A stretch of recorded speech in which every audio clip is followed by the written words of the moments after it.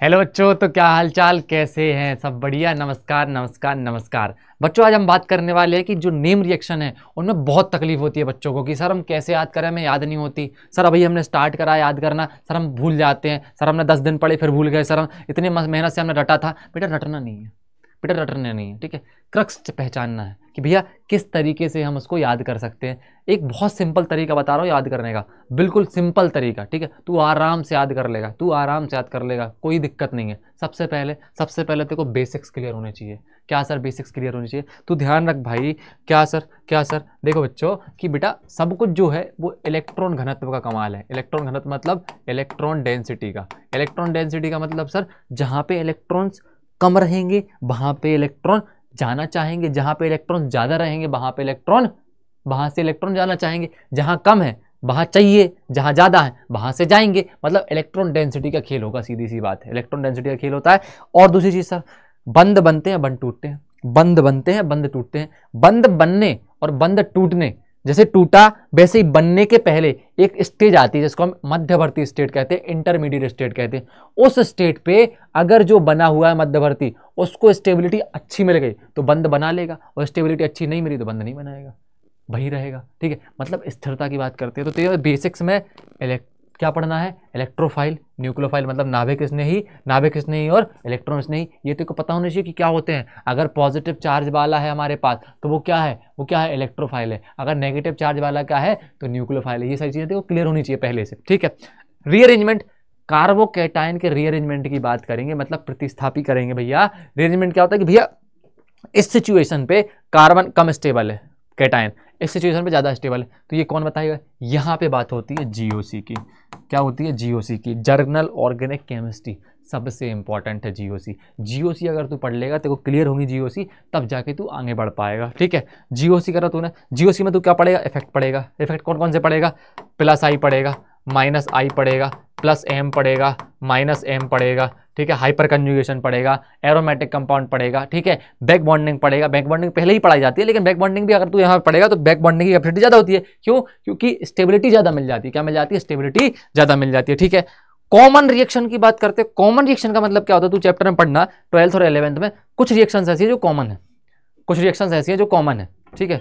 कुछ रिएक्शंस है जो कॉमन है। अगर वो रिएक्शंस कॉमन हैं तो क्या होगा भाई? कॉमन रिएक्शन है तो एक बार पढ़ उनको। क्या कर? एक बार पढ़, बार बार नहीं। उनको एक जगह पे लिख लेना भाई। तू अब 4 चैप्टर है, 4 चैप्टर में अलग अलग रिएक्शन लिखेगा क्या? नहीं ना, उनको एक पेज ले, ठीक है। एक पेज ले या एक कॉपी बना, उनमें क्या कर भाई? प्लेन से रिएक्शन सारी लिख ले जो कॉमन रिएक्शन है, उनको एक बार पढ़, उनको एक बार पढ़ भाई। हर जगह पे अगर तू बार बार रिएक्शन लिखेगा, सच्चे एक बार तेरे को पता होना चाहिए कि ये रिएक्शन यहाँ पे लिखनी है। तीसरी चीज प्रैक्टिस तो करनी है। प्रैक्टिस सर कैसे कर सकते हैं? प्रैक्टिस मैं बता रहा हूं भाई।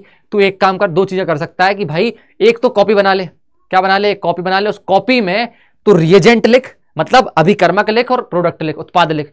अगर तेरे को यह पता चलेगा कि भाई रिएजेंट का काम क्या है, तो तेरे को यह पता चल जाएगा कि भैया बनाएगा क्या। तीनों चीज याद रखनी है। देखो कौन है, उससे मिलके क्या काम होगा और बनेगा क्या। रिएक्टेंट, रिएजेंट और प्रोडक्ट। अगर तेरे को रिएक्टेंट पता है कि हाँ भैया ये एल्काइल हैलाइड है, अगर एल्काइल हैलाइड है, अगर मैं इसकी वुड्स रिएक्शन करवाता हूं किससे? सोडियम से और ड्राईथर से, तो मेरे को भैया क्या मिलता है? एल्केन मिलता है। अगर तेरे को ये लाइन क्लियर है, तो तेरी रिएक्शंस आराम से हो जाएंगी। तेरे को रिएजेंट पता होना चाहिए कि इसका काम क्या है। अगर तेरे को यही नहीं पता कि भाई काम क्या है तो कैसे कर पाएगा भाई? तेरे को रिएजेंट का नाम पता होना चाहिए कि भैया रिएजेंट ये काम करता है, और मिलता क्या है? इस काम करने का हमें प्रोडक्ट मिलता है, ठीक है सर। अगर तेरे को सूरबीर बनना है तो फिर क्या करेगा? सर रिवीजन करना है 3 डेज में, 7 डेज में, 12 डेज में। सर रिवीजन कैसे करना है? सुन मेरी बात। जैसे तूने हाइड्रोकार्बन उठाया, सबसे पहले तू बैठ जा, एक खाली पन्ना ले। खाली पन्ना लेने के बाद उसमें रिएक्शन से लिखना चालू कर कि हाँ भैया हाइड्रोजनेशन है, डिहाइड्रोजनेशन है, भैया ये डिकार्बोक्सिलेशन रिएक्शन है, भैया ये कोल्विज रिएक्शन है, ठीक है, ये वुड्स रिएक्शन है, वुड्स फिटिंग है, ठीक है। ये रिएक्शन लिखना चालू कर। वहां पर रिएजेंट लिख। एक एग्जांपल कर खुद से ही, देख नहीं, खुद से ही कर पहले, रिवीजन करने से पहले। एक बार तूने पढ़ लिया, रिवीजन करने से पहले जब रिवीजन करेगा तो उसमें तू लिख ये सारी चीजें, तूने लिख दी है सारी चीजें। अब तेरे को ये पता चल जाएगा भाई मेरे को याद क्या नहीं आ रहा, याद नहीं है, उसको रिवीजन कर ले दोबारा से और फिर लिख। जितनी बार रिएक्शन का लिख कर रिवीजन करेगा तब तेरी स्ट्रॉन्ग होंगी रिएक्शन। समझ में आया? ठीक है। और रिवीजन लिखाइए। लॉ ऑफ कनेक्टिविटी का मतलब होता है भाई तेरे को कनेक्शन होनी चाहिए कि हाँ यार तू खुद बना क्वेश्चन देख मत, तू खुद बना कि अगर मैं इसमें इसको डाल दूं तो ये बन जाएगा, अगर इसमें ये डाल दूं तो ये बन जाएगा। समझ रहा है? अगर कहीं पे डबल डिहाइड्रोजन डबल बॉन्ड बन रहा है, एल्कीन बन रही है, तो वहां पे मैं क्या कर दूं भैया, ब्रोमिनेशन कर दूं तो यहाँ पे Br लग जाएगा। Br को मैं हटा देता हूं, फिर से डबल बॉन्ड बना देता हूं, डबल बॉन्ड से फिर मैं OH लगा देता हूं। ठीक है, अगर तू पूरी रिएक्शन क्लियर कर लेगा तो तेरे को ऐसे क्वेश्चन भी बनेंगे, और ऐसे क्वेश्चन आजकल पूछे जाते हैं। कोई भी रिएक्शन उठा के दे देते हैं बीच में फंसा के और तुमसे क्वेश्चन कर लेते हैं। अगर तू खुद को चैलेंज करने लगेगा कि भैया ऐसी रिएक्शन हमें करनी है, ऐसी रिएक्शन हमें करनी है, ठीक है, उस तरीके से अगर तू दिमाग में चलेगा ना तेरे कि यार ये रिएक्शन ऐसी थी, ये रिएक्शन ऐसी थी, ठीक है, ये रिएक्शन ऐसी थी, ऐसी रिएक्शन थी, तेरे से पक्का क्लियर होंगी सारी चीजें, तू मान बात।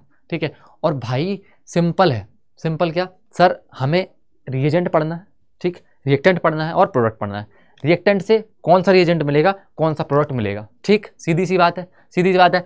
अब कंफ्यूजन क्या होता है, सबसे पहले अगर हिंदी माध्यम की हो या इंग्लिश माध्यम की हो, एक बार थ्योरी पढ़ो फिर प्रैक्टिस करो। एक बार थ्योरी पढ़ो, पढ़ना चाहिए एक बार थ्योरी पढ़ना चाहिए, तो मैं उसमें पता चलेगा कि इसमें ये कहना क्या चाहते हैं। ठीक है, बिल्कुल मैं सजेस्ट करता हूँ एक बार आप थ्योरी पढ़ो और उसको कंफर्म करो कि सर ये रिएक्शन ऐसे ऐसे होती है। समझ में आया? ठीक है, सबसे मेन इंपॉर्टेंट ये चीज़ याद रखना कि भैया 3, 7, 12, एक बार 3 दिन में रिवीजन, फिर 7 दिन में रिएक्शन, फिर 12 दिन में रिवीजन। रिएजेंट क्या काम करता है उसका काम, प्रोडक्ट क्या बन के आता है उसका काम। ठीक भैया, है ना? रीअरेंजमेंट, ये पार्ट बेसिक्स अगर तूने कर लिए तो भाई तेरी रिएक्शन सारी क्लियर हो जाएंगी, टेंशन मत ले, सारी रिएक्शन तेरी क्लियर होंगी, डन है। ठीक है, नेमिंग रिएक्शन नाम याद नहीं रखने, काम क्या है वो याद, अपने आप तेरे को नाम याद हो जाएंगे। ठीक है सर, ये तो सब बताते हैं, नया क्या है इसमें? नया ये है कि भाई तेरे को रिवीजन कैसे करना है, मैंने बताया, खाली पेज ले, खाली पेज लेना है, खाली पेज में आंखें बंद कर, पहले तो सोच कि भाई इस चैप्टर में ये मेरे को याद है, आंखें खोल, तुरंत लिखना चालू कर दे। कहां तक पहुंच रहा है दिन मत, जहां याद आ रहा है लिखते चल, लिखते चल, लिखते चल, लिखते चल। जहां तू भूल जाए और जहां तू छोड़ दे कि भाई अब इतना याद है, उसका तुरंत कॉपी खोल, 10 मिनट रिवाइज कर, फिर से लिखना चालू। ऐसे करेगा ना, कभी नहीं भूलेगा, कभी नहीं भूलेगा, बात मान। फॉर्मूले के साथ भी ऐसे करना है, केमिकल रिएक्शंस के साथ भी ऐसे करना है। और अगर ज़्यादा लग रहा है तो एक पेज पे लिखो, कार्डशीट पे लिखो और चिपका लो, कार्डशीट पे लिखो और चिपका लो। ठीक है, बस तेरे को याद होना चाहिए कि आंख बंद करे, तेरे को हाइड्रोजन हेलोजनेशन दिखनी चाहिए, वुड्स रिएक्शन दिखनी चाहिए, वुड्स फिटिंग रिएक्शन दिखनी चाहिए। ऐसे तेरे को याद होना चाहिए कि भाई ये काम ये करता है, ये काम ये करता है, ये काम ये करता है। अगर ऐसा होगा तो रिएक्शंस पक्का तेरे को समझ में आएंगी और ऐसे तेरी मुट्ठी में रिएक्शन हो जाएंगी। ठीक है, अगर तुम्हें सारी नेम रिएक्शंस की कोई एक वीडियो चाहिए, पूरी इकट्ठी वीडियो चाहिए, ठीक है, तो बिल्कुल कमेंट में बता देना, मैं एक वीडियो बना के तुम्हें भेज दूंगा, पूरी एक लेक्चर में पूरी रिएक्शन कंप्लीट करा दूंगा अपने तरीके से, अपने तरीके से। समझ में आ रहा है? तो क्या करना है सर, रिवीजन करना है। ठीक है सर, हमें बेसिक्स पे ध्यान देना है सर, हमें 3, 7, 12 रूल याद रखना है, और हमें रिएजेंट, रिएक्टेंट और अभिकर्मक प्रोडक्ट को याद रखना है। समझ में आ रहा है? ठीक है, इस तरीके से करो, प्रैक्टिस करो और पढ़ते रहो बेटा। समझ में आया? धन्यवाद बेटा। ठीक है।